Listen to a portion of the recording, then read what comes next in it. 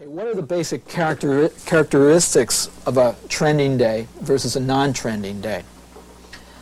In general, on a trending day, the public traders tend to do very well. And the reason is that they tend to hold longer term positions, and if the market goes their way, they often stay with it. The floor, on the other hand, tends to be scalpers. So every time the public wants to buy, they'll sell it to them. And when it goes down, and the public trader perhaps is wrong and wants to sell, the floor traders are there to buy it back. This is what the scalpers do all day. They sell rallies, they buy dips. And on the non-trending days, when the market is essentially trendless, the floor traders tend to make a lot of money because they're not paying commissions. They may make 100 or 50 trades a day, and they make a little profit on every one, and they're quite pleased. However, when they naturally sell into rallies and the market keeps rallying, keeps going up, then they have to run quickly or they get hurt by it.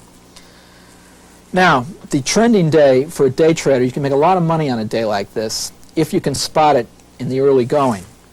As a rule, on a trending day, the market is strong right from the open. So if you wait for a pullback, you may not get it. And then you'll have to buy strength later on. As the day progresses, you have to think in terms of what's going on the floor and what the buyers and sellers are doing. When people have profits, they like to take them. To take the profits, the buyers have to sell. When they start to sell, the market starts to soften, and soon other sellers come in, and the market tends to then have a counter trend move during the midday. Often this is before lunch. People want to go to lunch. They don't want to hold the position, so they get out, and that causes a mild break, not a precipitous one, but often a mild break. This is often a buying opportunity. After lunch, and this is why I said before the open and the close are the two most important times of the day, you get a resumption of the trend. Now, what's happening as it's going up? Remember, you have sellers as well as buyers. The buyers are buying, the market's going up, they're sitting on profits. The sellers, on the other hand, have sold in the early going. If they haven't gotten out right away at a small loss, they're waiting for the break to enable them to get out. As you get towards the close of day, you're now running out of time. What happens to those sellers who didn't get out, who thought the market was indeed coming back? They tend to all panic at the very end because they have to now come in as buyers, covering their losses. Having sold earlier in the day, they have to buy it back higher. And this creates a stampede as you get to the close, and that's why if you are an initial buyer and you're holding the position, you often get the best price of the day either right near the close or in the last half hour of trading. And that, I think, is the ideal trending kind of day to make money. You can make a lot of money on the days when it trends. It doesn't trend, of course, every day. When it goes down, the opposite occurs, and on a trending day down, you have weakness from the start. So if you're waiting for a rally, you probably won't get it. So it's all right then to sell on lows or even new lows very often. Though you could wait for the counter trend, which usually occurs for the reasons I just outlined before. And again, as you get towards the close, you get a resumption of the downward move. Here it's the buyers who are panicking. They bought early. They thought it would go up. It didn't. They had paper losses. They held on a little longer. They got stubborn. And now they're panicking at the close.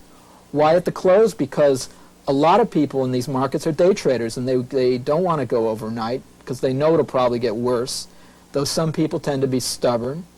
And there's also the herd instinct. Let's see what happens, and then we'll make up our mind. Well, if they're on the wrong side and everybody panics, they get caught up in that panic. And that panic for the losers is great for the winners because it gives you excellent profits when it occurs.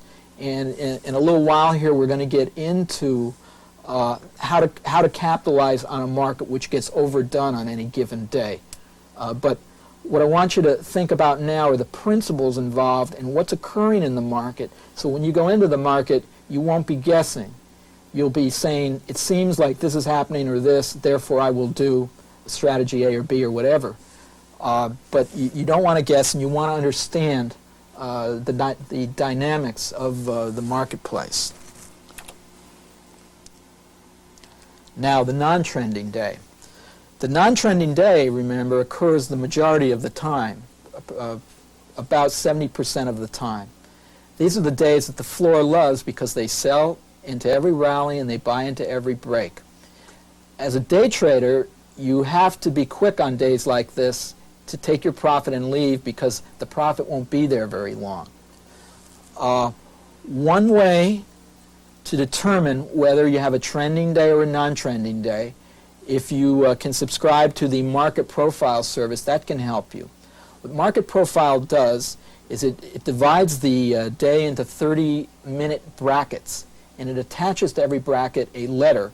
Starting at midnight with a capital letter, down at noon it goes into lowercase.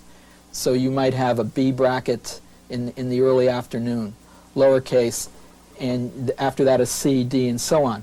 The pattern that Market Profile will make on the screen, that is if you subscribe to their service, on a non-trending day will be a parabolic curve.